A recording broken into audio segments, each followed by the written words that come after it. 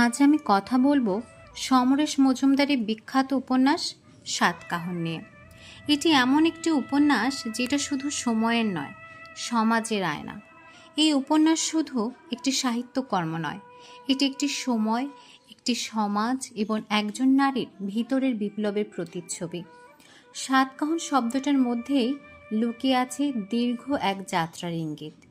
এই গল্পের কেন্দ্রবিন্দুতে রয়েছে দীপাবলি। দীপাবলি নামের এক মেয়ের জীবনের ৭টি অধ্যায় যেন ৭টি কাহন, যেখানে আছে সংগ্রাম, প্রেম, বিচ্ছেদ, আত্ম অন্বেষণ এবং নিজের মতো করে বাঁচার দুর্দান্ত এক লড়াই। দীপাবলি এমন একটি মেয়ে যাকে কোনো বাধা নিয়মে বেঁধে রাখা যায় না। দীপাবলি সেনগুপ্ত একটি মধ্যবিত্ত ঘরের মেয়ে, যিনি বেড়ে ওঠেন উত্তরবঙ্গের ডুয়ার্স অঞ্চলে। ছোটবেলা থেকেই সমাজের নানা বাধা, পারিবারিক অবহেলা, পুরুষতান্ত্রিক মনোভাব সব কিছুর বিরুদ্ধে তিনি প্রতিনিয়ত লড়াই করেই বড় হন।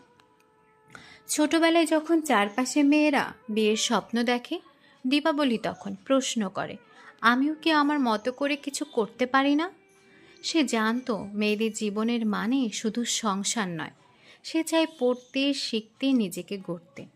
দীপাবলি প্রশ্ন করে, কেন মেয়েরা শুধু ত্যাগ করে, পুরুষেরা কেন না? দীপাবলি কখনোই সমাজের চোখ রাঙানিকে ভয় পায়নি। সে ছিল এক মুখর, প্রতিবাদী, স্বাধীন চেতা নারী।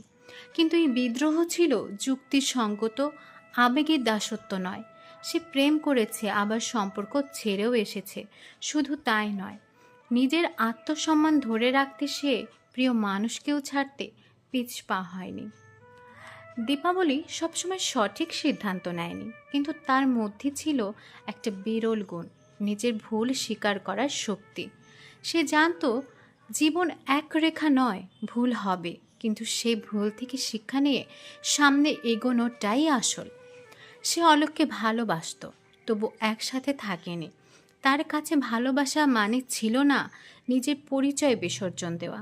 সে বিশ্বাস করত, প্রেমে যদি নিজের অস্তিত্ব হারিয়ে ফেলতে হয়, তাহলে সেটা মুক্তি নয়, দাসত্ব। দীপাবলি এক জায়গায় থেমে থাকেনি। তার জীবন মানেই ছিল ভাঙচুর, নিজেকে বারবার গড়ে তোলা, নিজস্ব পথ বেছে নেওয়া। সেই চাকরি বদলেছে, শহর পাল্টেছে, সম্পর্ক থেকে বেরিয়েছে, কিন্তু কখনোই হেরে যায়নি। দীপাবলি একজন চরিত্র নয়, এক প্রক্রিয়া। তিনি সেই নারী যিনি নিজের জীবনের স্টিয়ারিং নিজেই ধরতে চায়, যিনি না বলতে জানেন, যিনি সমাজের গণ্ডির বাইরে গিয়েও নিজের একটা আলাদা জায়গা খুঁজেন।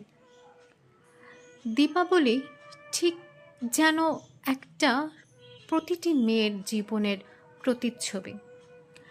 সে যদি গল্পটাকে, পুরো উপন্যাসটাকে যদি কয়েকটা কথায় আমরা বিশ্লেষণ করি বা তুলে ধরি, তাহলে ঠিক এমনটাই হবে।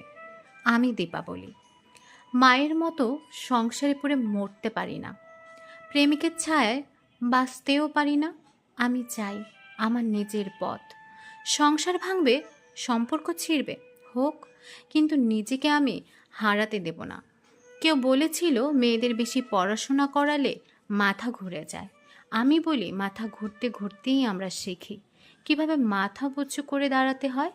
এটাই আমার সাতকাহন, 7টা ধাক্কা, 7টা সিদ্ধান্ত, আর একটা দীপাবলি যাকে ভাঙা যায় কিন্তু থামানো যায় না। এই উপন্যাসের দারুণ কিছু দিক হচ্ছে নারীকেন্দ্রিক সাহসী গল্প, যেটা দীপাবলি একজন আত্মনির্ভর, স্পষ্টভাষী, বাস্তববাদী নারী। যারা নারীকেন্দ্রিক গল্প পড়তে পছন্দ করেন, বিশেষ করে যারা নারীরা অনেক সময় কোনো কিছুতে হতাশ হয়ে যান, মন খারাপ থাকে, কিছু করার শক্তি পান না, তার এই গল্পটা, উপন্যাসটা নিঃসন্দেহে পড়তে পারেন। এবং আমার কাছে মনে হয় উপন্যাসটা পড়ার পর আপনি ভিতর থেকে একটি আত্মবিশ্বাস খুঁজে পাবেন। এই উপন্যাসের পটভূমি ছিল ডুয়ার্সের চা বাগান, কলকাতার চাকরির জগৎ, নাট্য জগৎ, সবই চমৎকারভাবে আঁকা হয়েছে। সমরেশের লেখনে তিনি খুব সহজ অথচ গভীরভাবে দৃশ্যকল্প চরিত্র নির্মাণ করেছেন। এই গল্পে উপযুক্ত পাঠক হচ্ছে যারা সমাজ, নারী জীবন ও বাস্তবধর্মী উপন্যাস পড়তে পছন্দ করেন, তাদের কাছে এই উপন্যাসটি ভালো লাগবে। ব্যক্তিগত যদি রেটিং দিতে হয় তাহলে ৫-এর মধ্যে ৪.৮ অনায়াসেই পেতে পারে।